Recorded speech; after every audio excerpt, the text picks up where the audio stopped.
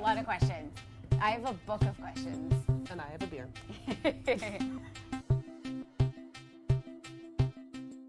So I think one of the main things that I have always wanted to ask is, what is the worst part of your job?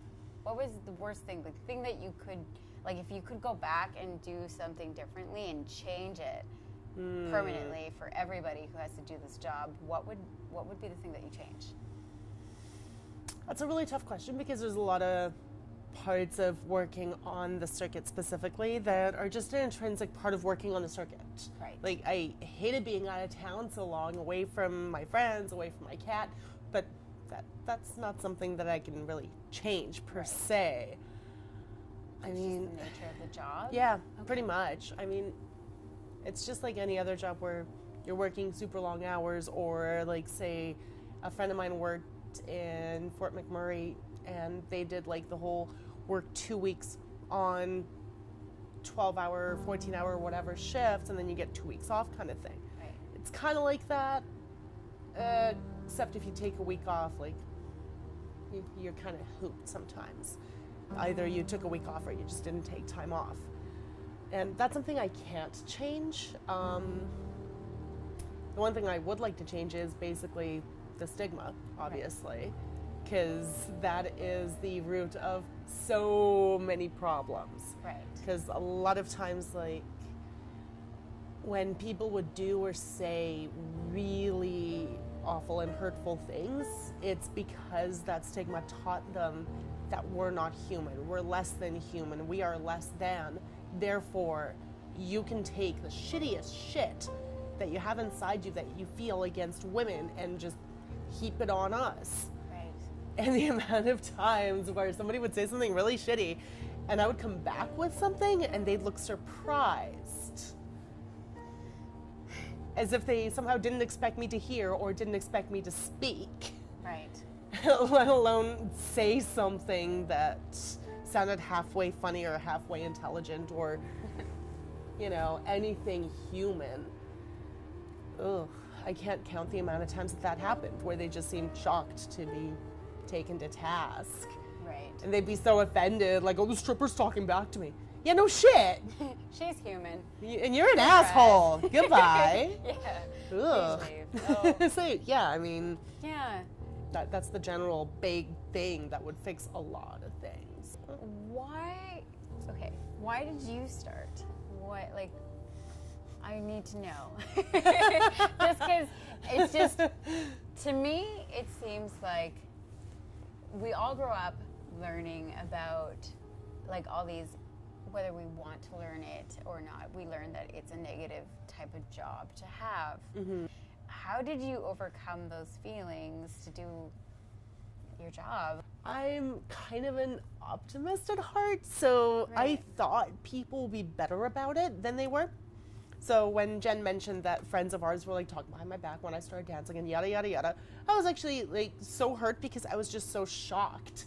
Right. It's like, you guys have But they know you, right? Like, you think Exactly. that they'd be okay with who you are and know that, like, there's nothing negative about what you're doing. and they would know better than to think that I would willingly degrade myself, Right. because they should know what kind of person I am. But that's the funny thing about the stigma, is it erases everything the person knows about the person. Right. Yeah. That's it. All you see is the stigma. You don't see the person in front of you anymore. All you see is these freaking misconceptions, and somehow, sometimes, to some people, they are stronger than what you know about this individual. Right. Which is terrible and It is. dehumanizing. And to basically answer your question, I mean, the reason why I did it was money. Yeah. Why does anybody do a job? Money. I know. Why do you do your job? My question was, did you love planning your dances and the outfits and the themes? Tell me about your outfits. Tell me about the themes. I want to know more. Well, honestly, the costumes and working with a really good costume designer who did a lot of work for all the different dancers and who ended up doing work for the wrestlers too. Oh, question. So that was an in-house thing, or you guys got to use them to, like, Did you? We're independent contractors, so we get our own costumes. We provide our music, we provide our costumes, it's all on us basically. Right. So when you're first starting out, it's kind of brutal because you don't really have a lot of costumes and they're kind of expensive. Right. Even just like cheap stuff that you get from like the sex store can be pretty expensive when Yes. you're not really doing a lot of work and just starting out. The boots are pretty expensive. They're at least $100. So the cost was kind of crazy. Like I'd mentioned before, I think on either one of the other videos or on the Facebook page or both, my hurricane costume was $350. Wow. Yeah, it was custom designed. It was all vinyl, $350. So yeah, it can get pretty expensive.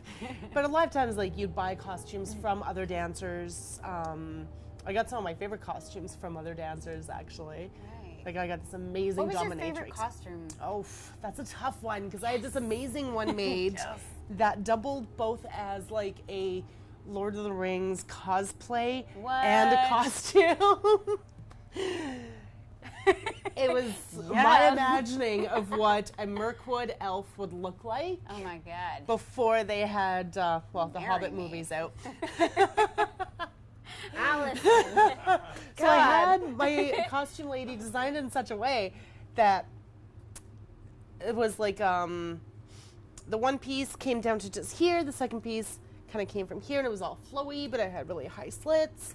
And then there was like this almost like long flowy vest thing that went over it that turned it into the cosplay. Right. Without the vest thing, it was a stripper costume. What? I still have that one. I wore it for Halloween so many times. So my next question was, what was the most rewarding thing you took from stripping? That's a really tough one because I Dancing. feel like I got a lot of different rewarding things out of it. Right. Tell me all of them. I would like to know all of them. Okay, feminism. I basically learned feminism and the main tenets of it from the other women that I was dancing with, from us talking on The Naked Truth, which was basically, it started out as forums made by a dancer for other dancers and such to keep in contact and do reviews of clubs and da-da-da-da-da. But yeah, feminism, first of all, Yes. was one of the things that I took away from dancing.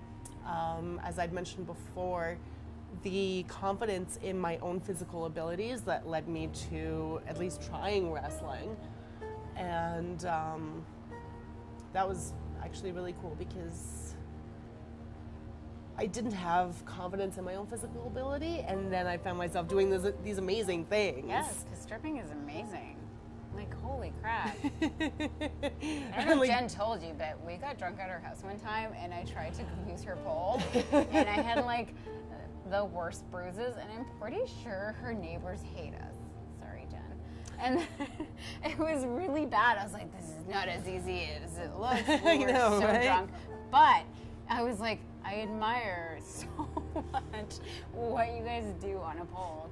'Cause like, I could barely like hold on to it and spin. I was like, but I mean, wow, it's amazing. And it's just, there's so much that I admire from women who do it. And again, I'm really happy that you found feminism through it because a lot of women don't get that. They just Yeah. find feminism. I'm like, how could you not get it? It's about choice. The main thing is it's about choices. It's not that confusing, actually. It isn't. It's so easy. Even And when it you're comes missing the to- point. Even when it comes to intersectional feminism, Yeah. it's not actually that hard to figure that shit out. No. It's just you have to let go of any preconceived notions of which women deserve respect. And yeah, a choice. If you come from the place that all women, trans women, sex workers, women of color, non-binary, femme people, all deserve respect. Once you understand that, you got it. It's not that fucking hard. It's none of your fucking business.